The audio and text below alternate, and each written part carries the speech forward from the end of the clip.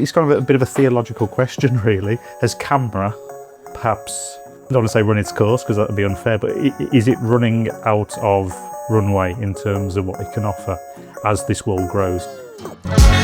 A few months back, we released a video called Craft Beer is Too Cheap, exploring the pressures facing indie breweries and venues. One group that got some criticism was Camra, the campaign for real ale, mainly for things like Wetherspoons vouchers and a perceived lack of support for modern beer. In this episode, we wanted to get their side of the story, so Paul sat down with Tim Cadwell, the vice chair of our local Camra branch, to talk about the video, Camra's role in balancing tradition and innovation, and its purpose in 2025 and beyond. So grab a beer, sit back, and let's get stuck in. Tim, thanks for joining us. No problem at all, thank you for having me. What are you drinking here? A pint of keg beer from an excellent local brewery called Nothing Bound. We know Nothing Bound on this channel. Yeah, we've interviewed them and we talk about them a lot, but Camra member drinking keg beer. There's a headline for you. Yeah, it is.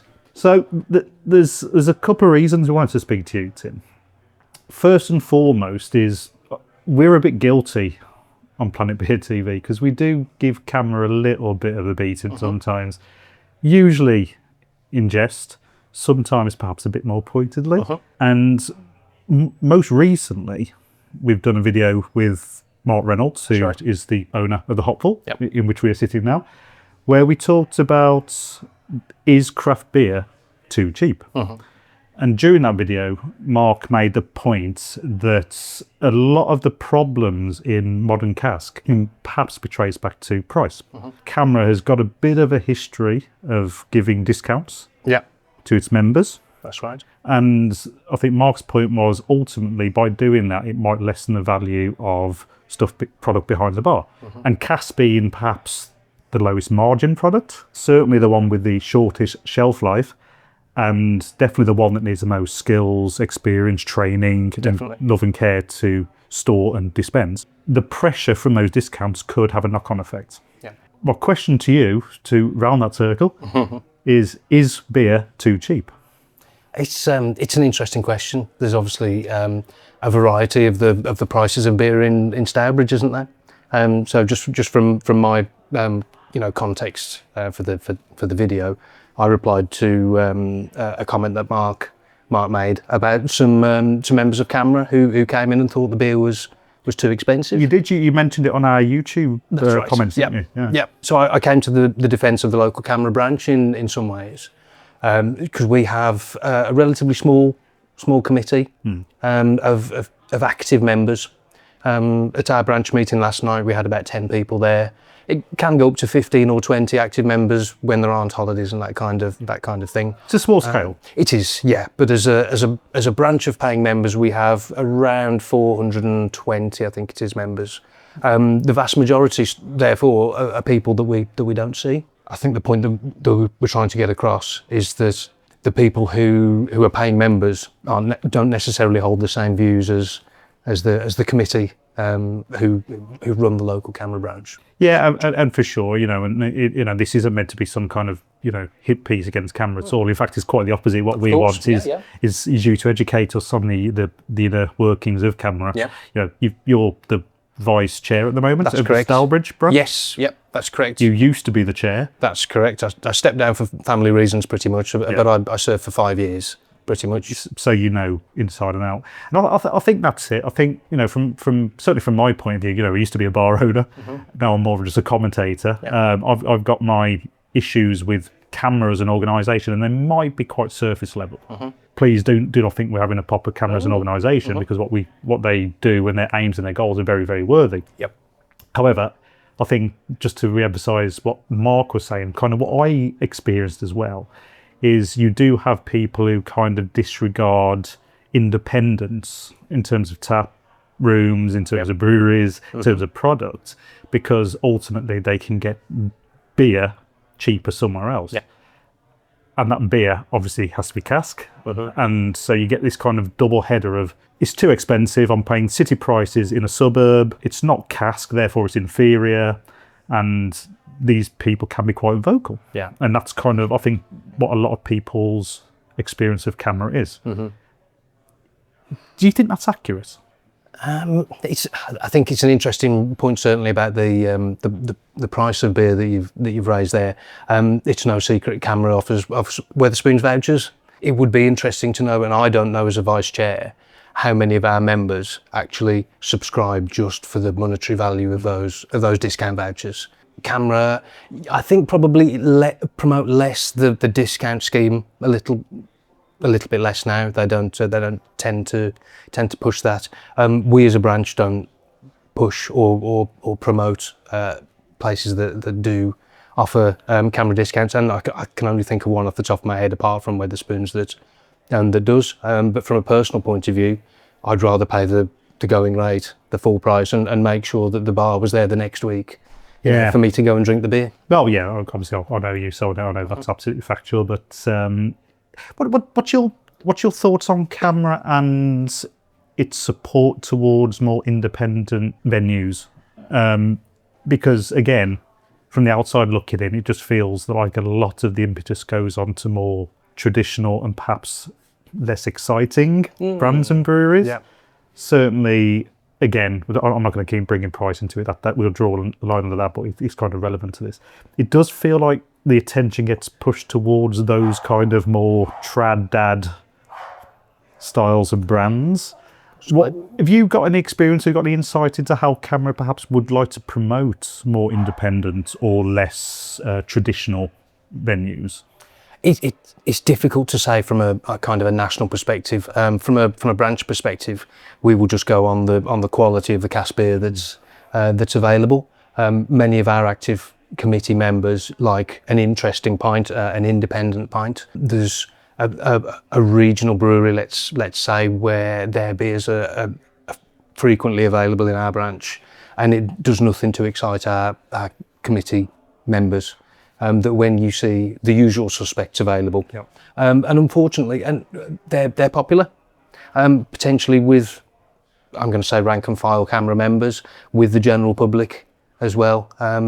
When people see these brands and these beers in pubs, they know potentially that it's I'm going to say a decent pint, but there's many of us who prefer to search out for the local, the independent, and something that's a bit more interesting as well. Yeah, absolutely. There was a push a few years ago, I remember, to try and bring on the more youthful membership, perhaps, gear marketing towards up and comers, a new generation of beer lovers. Is that still a thing? Are you still actively promoting to the younger people? I think it is. I think if you look at some of Camra's marketing material at the moment, it is aimed at trying to make Camra appear to be a fun and inclusive organisation. Inclusion is obviously a big theme at the moment, just in the wider world. I think Camra's on board with that as well. We do have a national chairman who is younger now. Okay. Who is the chairman? Ash Cubber-Collins. Right. He's the Camra national chairman. He's relatively local to here. I think he's from Birmingham. Okay. So yeah, I know Ash to a certain extent. As I say, you see some of the marketing materials.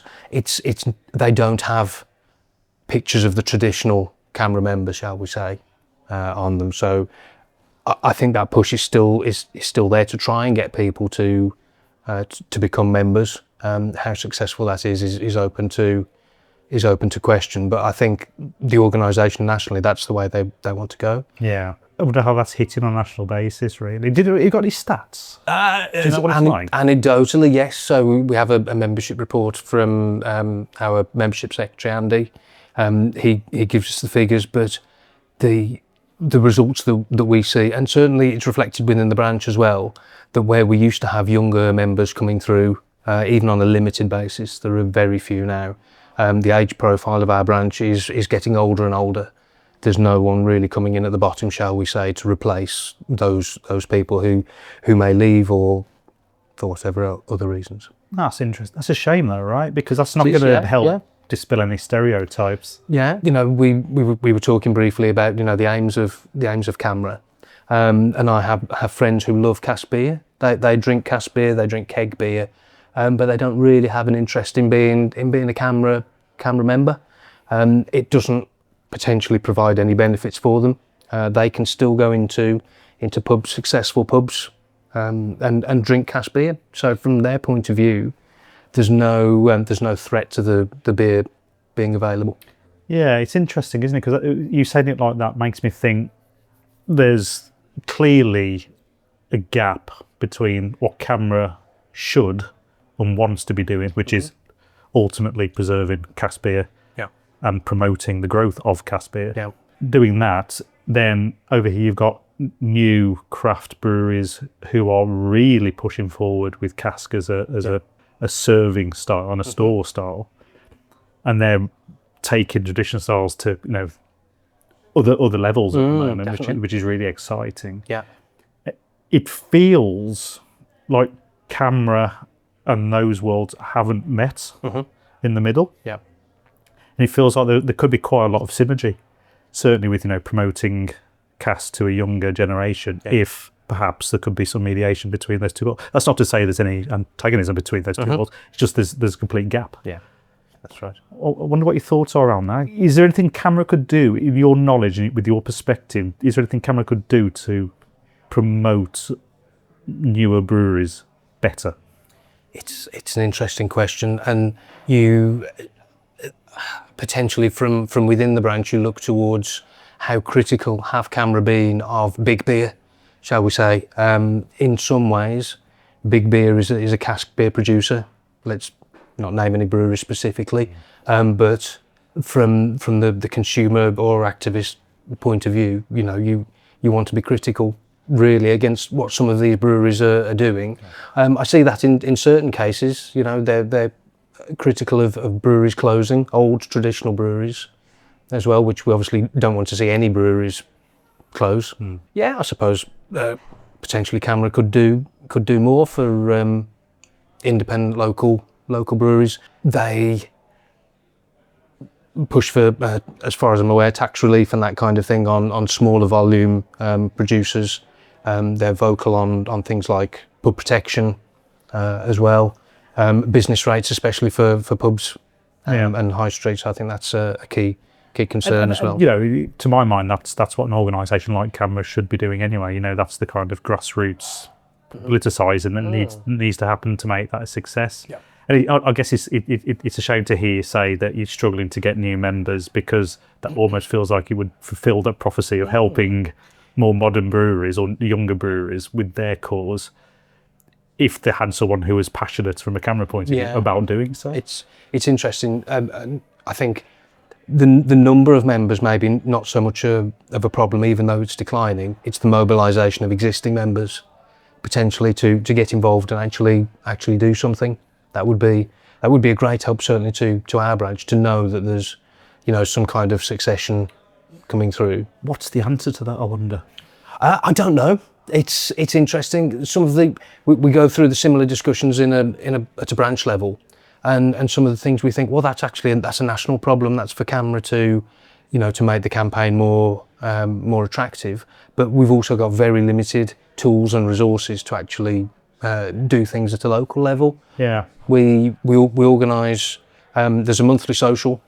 There's a monthly branch meeting. Don't get me wrong, not everyone wants to come and talk about beer for an hour and go through what's happening at the local pubs or which one's opening. Exactly, that's fine. But even some of the social crawls that we get are not very well attended. So our current chairman is in the process of sending out a survey to our branch members, saying what can we do better. Are the socials on the wrong day? Is it too far to travel? Is cost a factor for you really get into that sort of micro detail. That kind of thing. Why are you a branch member? What do you get from it? So our branch members should see that's in their inboxes shortly. Is it, again, these are all just hypothetical questions, because it's always things that have sort of come to me when I'm thinking about Camra and sort of its place in sort of modern beer world in general. Taking away what the acronym is for Camra, is the cask beer remit perhaps too small for the modern world? It's interesting. Possibly there's more to it than just cask beer, isn't there? For where people want to drink. It feels like it's become more ingrained now, though. So again, referencing the more modern breweries and these amazing sort of new generation of brewers who are adopting more traditional techniques, of which cask is part of it. it's so ingrained in the culture of we love beer and we love the history and the science and all this stuff that amalgamate into it. It feels to me it's really hard nowadays to separate keg and cask and whatever dispense mechanisms throughout the world there is, because it's people brewing great beer. The cask side of things feels like more of a way for a brewer to explore a different science behind producing the end goal, and also obviously that nod to tradition, which Camra obviously passionate about. So it's kind of a bit of a theological question, really. Has Camra perhaps, I don't want to say run its course because that would be unfair, but is it running out of runway in terms of what it can offer as this world grows? It depends. If it, you mentioned the acronym. If it's just restricted to the campaign for real ale, in some cases, there are venues such as the Hop Vault and other venues nationwide that are serving excellent cask beer. How are they defining real ale nowadays, though, in Camra? I mean, a number of years ago, the definition of real ale was enlarged to include key keg, specifically. I think our branch was one of the first, if not the first, to award a beer of their festival at the time to a key keg beer, which was Fixed Wheel from Blackheath, Alzoin. So I think we as a branch are relatively forward-looking in that respect. From a branch perspective, many of our committee members are interested in keg beer, Belgian beer, cask beer, everything.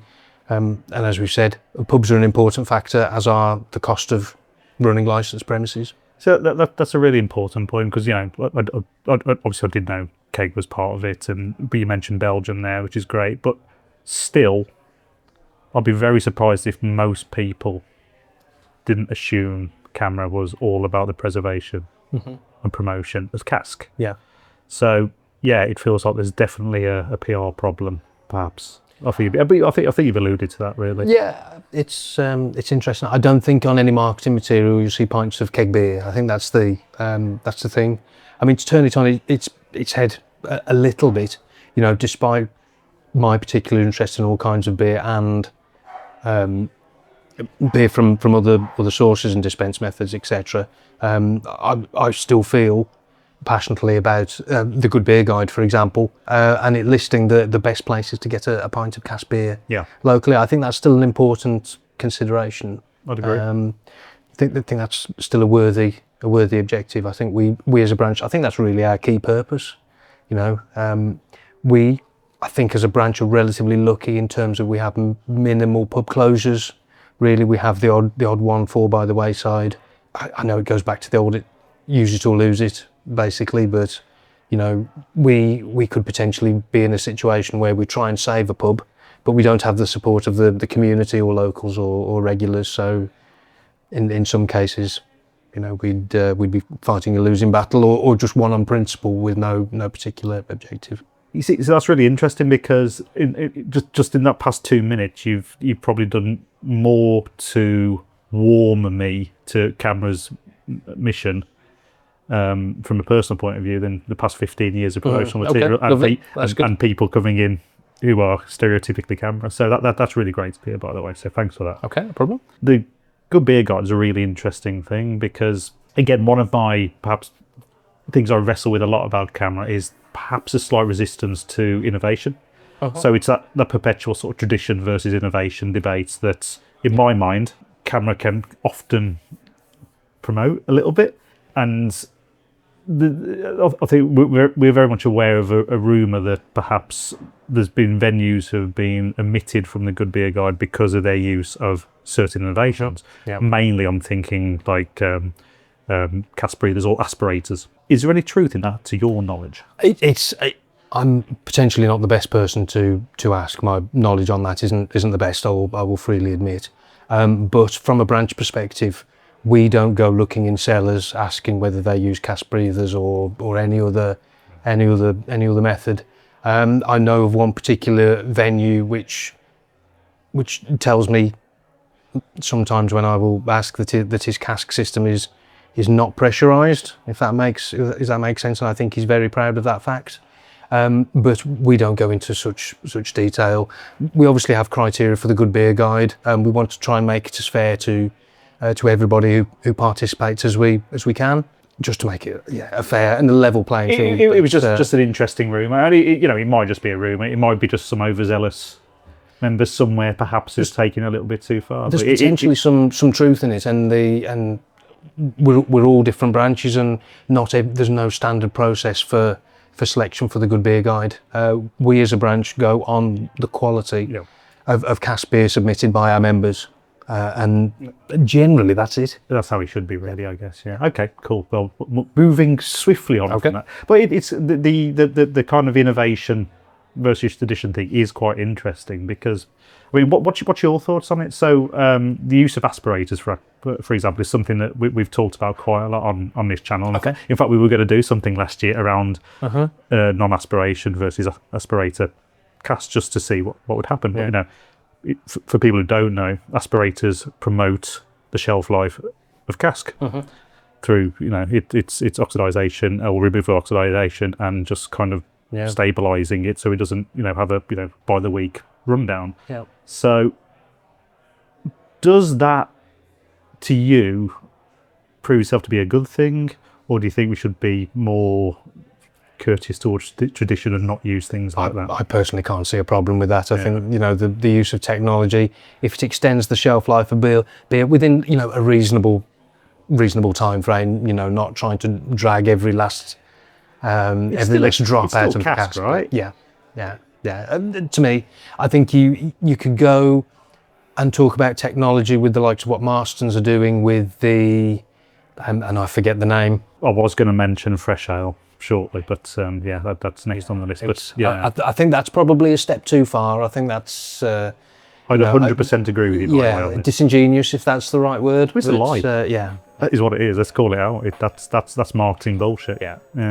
Hello there, guys. Chris here, just to give you a quick ad break about our Patreon. So recently we have launched one for Planet Beer TV, and we would love to have you on board. If you head on over to the link in the description, you can sign up and become a member, and you will get extra podcast episodes, extra content, extended cuts, and also access to our little chat group where you can interact with us and share ideas for content going forward and help shape the community as a whole. So why not become a member and a financial backer and help us create more quality craft beer content? Back to the episode. So fresh ale is quite an interesting and timely topic, right? Yep. So I know what my natural reaction to fresh ale is, but you know, let's play devil's advocate a little bit here.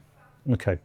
So fresh ale has been created by breweries like Marston's to be able to give venues, pubs, tap rooms, whatever, the ability to sell cask-esque products in the freshest way it can be. It's got a longer shelf life. Yep. There's very little margin for error in terms of, you know, the storage or the training for the staff, the serving of it all. It's kind of plug and play. With that in mind, it feels like a good innovation in terms of promoting quality. So what's the flip side of that? It's interesting if you were to put your positives hat on. Yeah, you'd say the chance of a duff pint somewhere is greatly reduced, isn't it? So if the quality is consistent from pint 1 to pint X at the bottom of the vessel, then in some ways it's not going to put someone off who's had a bad pint of whatever and then says, well, I'm not having that beer again. And I think that's a problem, unfortunately, and I'd hate to be a brewery in some ways, because as soon as the beer obviously leaves their brewery, they're in the hands of the licensed premises as to how they handle it, and that could be good, bad, indifferent, or otherwise. So in that respect, standardization, if you would call it that, it could be a good thing if it turns people on to, I'm not going to say real ale, but cask style beer. Yeah. The second you said standardization, my heart just sank. No, what a boring, mundane, horrible world that would be. Everything it's just Starbucking. Everything, isn't it? But also it's an average, isn't it? And in all averages, it takes away from the top and takes away from the bottom. But it also removes the craft element of, you know, brewing. Yeah. Right. Yeah. But it doesn't remove the craft element of brewing. That's unfair. It removes the the nature of inconsistency which makes beer so fucking exciting. Yeah. You know, so you know, and let's be frank here. We applauded Camra actually on a recent podcast about standing up to this, because Camra have, right? Yeah. They've been quite vocal about fresh ale. So I think we gave Camra a rare round of applause. Excellent. We never give anyone a round of applause, though, to be fair, Tim. So, so Camra actually leading by some metrics. Brilliant. So yeah, that's really cool. So yeah, that's really interesting to me. But I'm kind of keen on the aspirator thing, and sorry to keep harping on about this, because, as I said, last year we were thinking quite hard about the impact of aspirators, which, again, in my mind, I think even Mark Reynolds' mind, who owns a hop vault, it's a very, very positive thing that just sustains shelf life for a product, of course, which for a small business can only be a good thing, right? I think Camra have kind of turned a little bit on the aspirator. I think so. I think in the past it was a no. It was a hard no, wasn't it? Yeah, until quite recently. I'm not particularly clued up on the subject. I believe it's been relaxed in some ways, but like I say, as a branch, we certainly don't go down and check, you know, what's happening within a cellar. You know, we've only got a face value to go off. Yeah. And to be fair, if it's a good pint, then that's pretty good. We don't really get much resistance from either other venues or from consumers saying, you know, we know that venue has X or Y methods and therefore they shouldn't be in. I think that's the least of people's worries, hopefully. Yeah, absolutely. You know, I think it's a good time to sort of venture back into Camra's past a little bit as well, because, you know, Camra's cause is a noble one. Yep. You know, it definitely, you know, it is. And, you know, I'm old enough, don't know about you, but I'm old enough to remember the lager revolution of the 80s and the decimation of the British brewing scene as was then.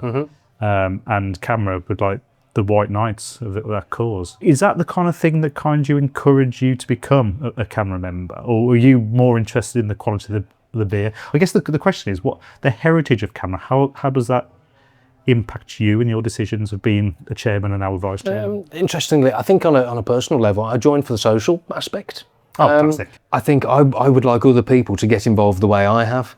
And that was, I saw the Camra branch mail out, the marketing said, we're going on a social trip to Worcester, I think it was at the time. We're all meeting at the station, and that's what I did. And we've been coming ever since. Made friends. Yeah, that's it. It could be, you know, it could be argued if you turn it around, well, do you do social trips to Worcester anymore? Well, no, we don't. But also, as I said earlier, that the socials that we do run aren't that well attended.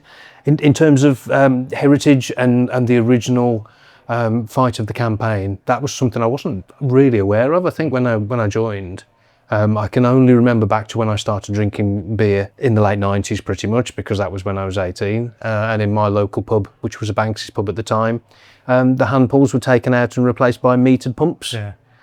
So that was something I thought was strange at the time, and I went through, you know, various stages of drinking Guinness and other things, which I still like. I know a lot of people are anti Guinness. Obviously, local independent stouts are available, etc., and they're a good way of getting people into beer. Yeah, alternative local beer rather than multinational beer. Yeah, that's a really good point, actually, because obviously we're in an age now. We have been in an age for a long time now where big breweries tie in pubs to their product. Yep. Sometimes, perhaps for better reason than others, a lot of the times it's hard not to think it's just a monopolisation or a wannabe monopolisation by the big brands. You know who we're talking about when we say the big brands. Yeah. Who seem to want to become more like landlords than they do It's brewers. property business. Yeah. And they become property developers more than they do brewers. What's your take on the tie-in of pubs into breweries? I think the main thing that Camra's tried to do in the past is the guest beer allocation. You know, trying to get a local guest beer on cask.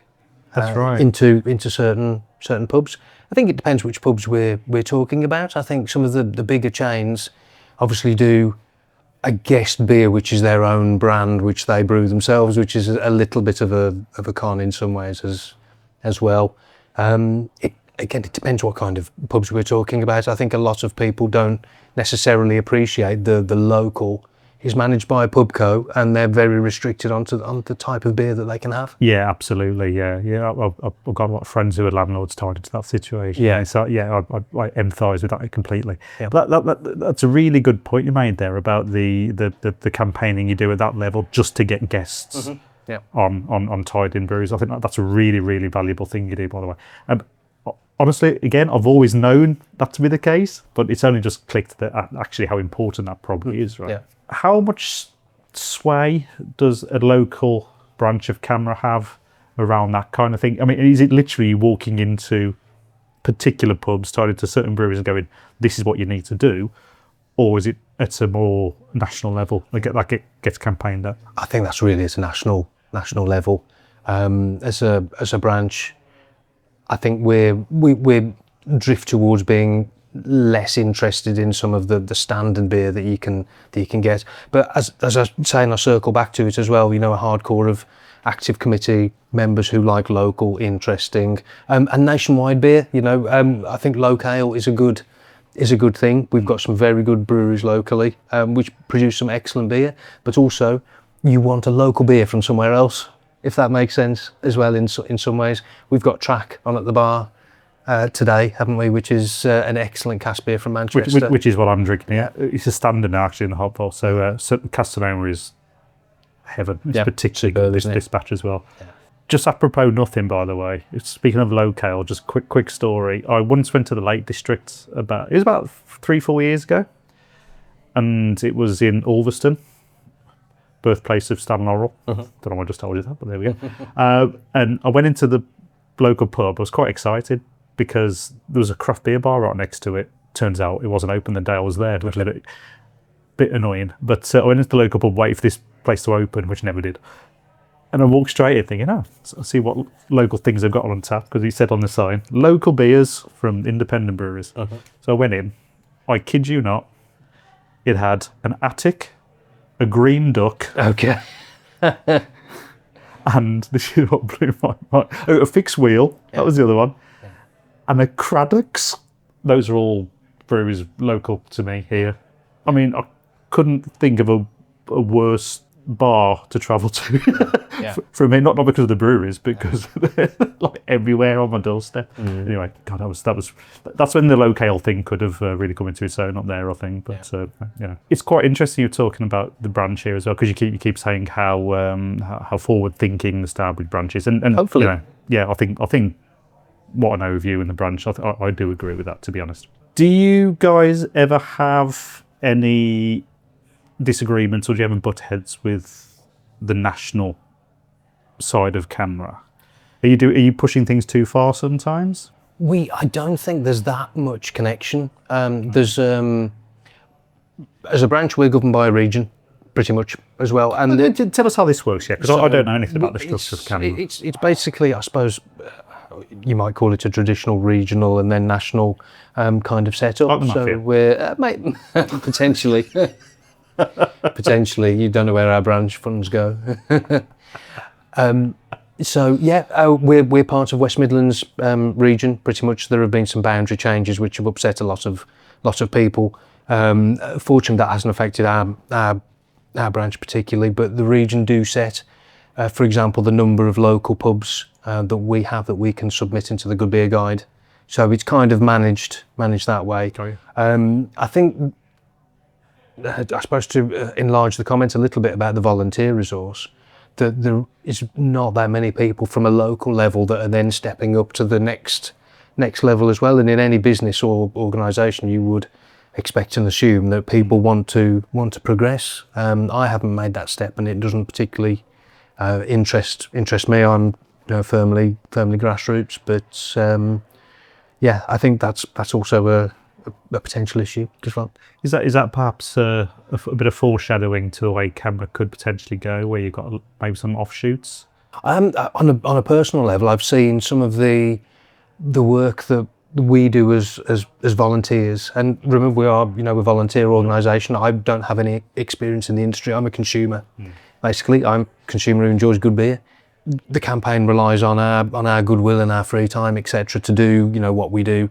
Updating whatpub.com, which is a valuable resource, I think, for people to go on. It's free of charge. The camera plug there, obviously. You can put in whatever filters you like, whether you like dog friendly, child friendly, or the opposite. Cask beer available, etc. Irrespective of whether they're in the Good Beer Guide or not. But some of the features that I've seen for Good Beer Guide subscribers, I think, and committee members is like a centralised collation of beer scores, which I think is an interesting development for the future. Yeah. Theoretical question: if cask beer was suddenly to become ubiquitous across the country, Yeah. but there was only 3 or 4 breweries who were producing said beer, Yeah. would that be a good thing or a bad thing? It wouldn't be a good thing for me, I don't think. I personally like to go and drink an interesting pint of beer somewhere. We even now locally, I suppose it depends what you get out of going to the pub. If you're going to the pub with your mates, to go to the pub with your mates, in some ways the beer that you drink isn't so important. Of course, yeah. There's a perfectly good night out, and in fact a brilliant night out to be had in a Batham's pub with 4, 5, 6 pints of bitter or mild. Yeah. Don't know what you mean. You know, so that's perfectly fine. Bitter and mild, 2 choices of beers. You'll find that everyone generally in the pub is drinking one beer, and they're there either for the beer or they're there for other reasons, and they willingly drink the beer. Yeah, you know, we could wax lyrical on the pub versus what the pub serves. You know, I think for a lot of people, it's the pub's about socialising just as much as it's about beer. But obviously, Camra's all around preservation of quality real ale. Yeah. So yeah, it's good to hear you say that ubiquitous cask is not necessarily a good thing in this hypothetical world I've just created. Yeah, in the, you know, going back to what we were talking about, the availability of certain local brands as well. They don't particularly excite some of our hardcore members, shall we say. But if they're popular with the public, and that's ultimately what's going to pay the wages, isn't it? And get the beer. That's capitalism, baby. Possibly, yes. Yeah, cool. Yeah. Right, I was just about to wrap up when Chris got really excited like a puppy behind the camera and said, quick, ask a question. So we've just created this hypothetical where cask beer is served everywhere, and only cask beer, and it's run by 3 breweries. Only 3 breweries are producing the beer. Yep. You now get to decide as some omnipotent god who those breweries are. Who is it? That's a really interesting question, because if you think that those breweries are going to be nationwide and you get them in Scotland or in Cornwall or whatever, that's interesting. We've got some great breweries in our branch, and one particular county that I look to personally, where I think such a scenario isn't too far off, is Shropshire. But you've got some great breweries. You've got Hobson's, you've got Ludlow, and you've got Salopian. And I think they're great breweries. I think they do some excellent beer. I mean, hats off to Salopian in particular, because they've successfully bridged the traditional world with the modern craft world very well. Yeah. I think as well. So yeah, I think a lot of local pubs now do have the black label Salopian stuff on, don't they? Yeah. Which is usually always pretty damn good, isn't it? Yeah, so that's a good example of a brewery that I think that's kind of treading those worlds. With that in mind, I think what some pubs would do well to do is to, and we're going back to the guest argument a little bit, is to have a decent local keg beer. Brilliant. Well, that was really good. Okay. Anything you'd like to ask me? Yes. So we've obviously talked about Camra this evening. Yes. Has anything that I've said encouraged you to potentially be a Camra member? I think the Stourbridge branch, yeah, maybe. You know what? I want to join. Okay. I'm going to join it as one, because you've touched my heart, Tim. Thank you. With your obviously you need younger blood, but no, generally I think we can sit and bitch and moan from the sidelines all we want, right? Oh. But you can only make change that you want to see if you get stuck in, right? So I'll make a pledge. I'm going to join Camra Stourbridge branch. Even better. Now. Come along to a branch meeting. See what it's all about. You know, as I say, branch meetings aren't for everybody, but come and see what we talk about. I'm going to do that. See what the I'm opinions going to do. are. How do I sign up? Or how does anybody sign up to their local Camra branch? Well, camra.org.uk. Right, we've just had commitment, a nodding commitment from Chris behind the camera as well, that he's going to join as well. So yes, we're going to Planet Beer TV, the Stourbridge branch of Camra. Excellent. Maybe we revisit in 12 months and see if it was worthwhile and see what you got out of your membership. Well up for that. Excellent. Tim, you've been an absolute gentleman. Thanks for putting up with those questions. But cheers, Welcome. man. Cheers. Thank you for having me. Thank you.